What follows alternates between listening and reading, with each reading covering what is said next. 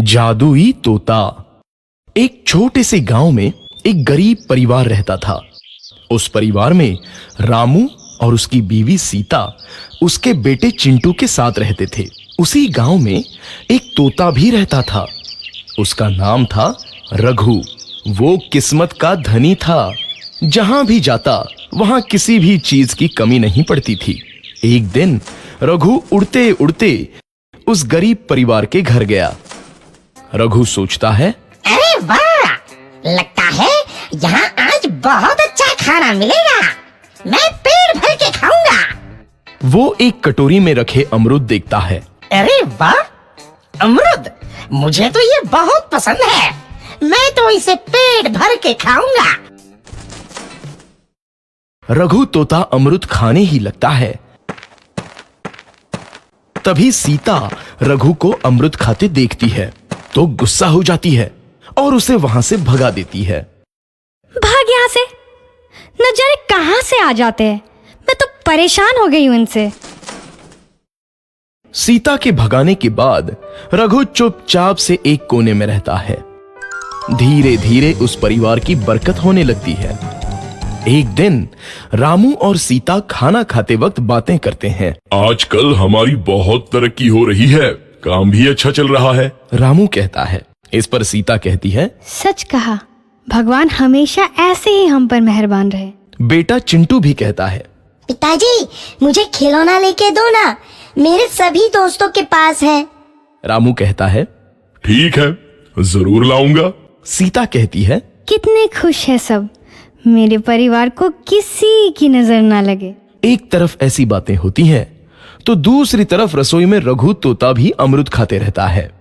मजा आया, अमरूद खाया, मजा आया, अमरूद खाया, मजा आया। तभी सीता रसोई में आती है और रघु तोते को अमरूद खाते देख बहुत गुस्सा होती है। सीता रघु को बाहर निकालने के लिए पिंजरे में अमरूद रखती है।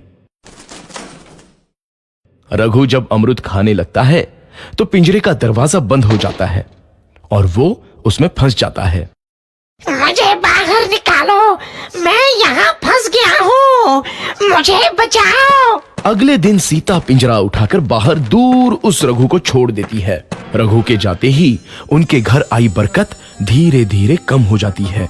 उन्हें बहुत घाटा होता है। सीता कहती है, ये क्या हो रहा है, अचानक इतना कैसे बदल गया? अभी तक तो सब कुछ अच्छा चल रहा था।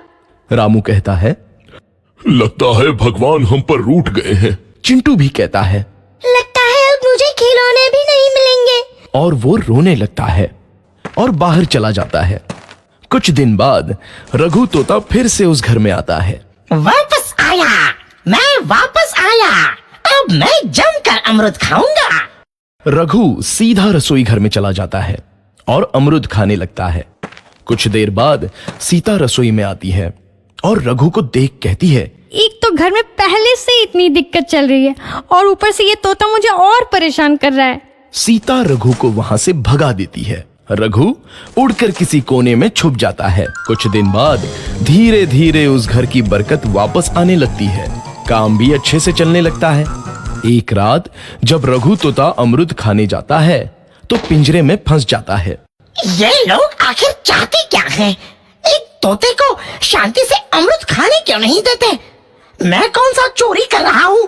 बस अमरूद ही तो खा रहा हूँ। तभी रामू वहां आता है और पिंजरे में रघु तोते को देख उसे बाहर छोड़ देता है। ये तोता भी कितना जिद्दी है, बार बार वापस आ जाता है। जैसे ही रामू रघु को छोड़ देता है, अगले दिन से फिर से उनके घर की बरकत जाने लगती है। काम में घाटा होता है। किसी को समझ नहीं आ रहा था कि ऐसा क्यों हो रहा है। रघु तोता घर आता है तो अचानक बरकत आती है और जब रघु तोता को बाहर निकालते हैं तो बरकत चली जाती है। एक दिन सीता रघु तोते के घर आने और बाहर जाने की स्थिति पर नजर रखती है। ये तोता जब भी घर आता है तो घर में बरकत आती है और जैसे ही ये घर से बाहर जाता है तो उसी के साथ बरकत भी चली जाती है। कहीं ये जादुई तोता तो नहीं है? अगली बार जब ये तोता घर आएगा तो मैं इसे कहीं नहीं जाने दूंगी। सीता रघु का बहुत इंतजार करती है लेकिन रघु तोता दोबारा उस घर में कभी नहीं आता।